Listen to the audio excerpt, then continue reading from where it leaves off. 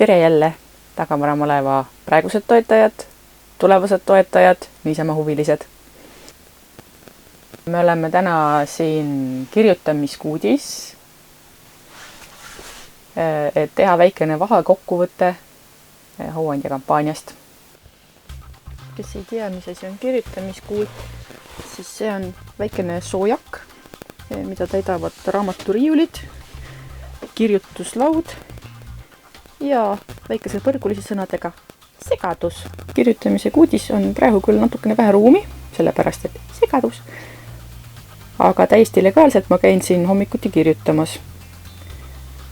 See, mis sealt aknast paistab, see on minu maja. Täna on jälle laupäev, nagu juba mainitud. Eile sai jaanuar läbi ja sellega täitus ka täpselt 3 nädalat minu romaani Hooandja kampaania algusest. Ja ma vaatan nüüd, kuhu me jõudnud oleme. Niisiis praegu 3 nädalaga me oleme kätte saanud 2 kogumise eesmärki.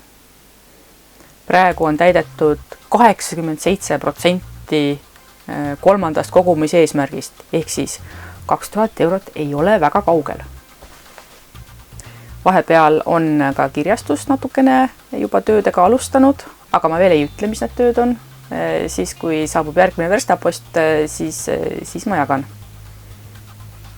Sel ajal, kui kampaania Hooandja lehel jookseb ja toetajaid kogub, ega ma ise niisama ei istu.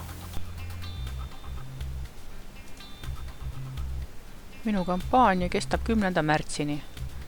Sinna on veel õige mitu nädalat ja selleks, et toetajatel vahepeal igav ei hakkaks, selleks ma postitan kas just iga päev, aga iga nädal mitu korda mitmesuguseid boonuslugeמיspalasid.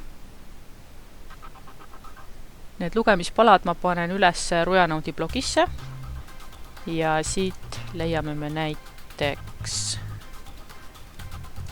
pikemaid jutukatkendeid. Neid tõesti ma panen ainult korra nädalas. Aga tihedamini saab näiteks tutvuda tagavaramaleva sõnaraamatuga. Neid mulle meeldib kokku panna. Lihtsalt sellised käigu pealt selgitused, mida mingi asi raamatus tähendab. Kui sa tahad neid materjale lugeda, kui sa tahad neid materjale sõbrale edasi jagada, siis leia üles blogi nimega Rujanaut ja siit hakka kas lihtsalt sirvima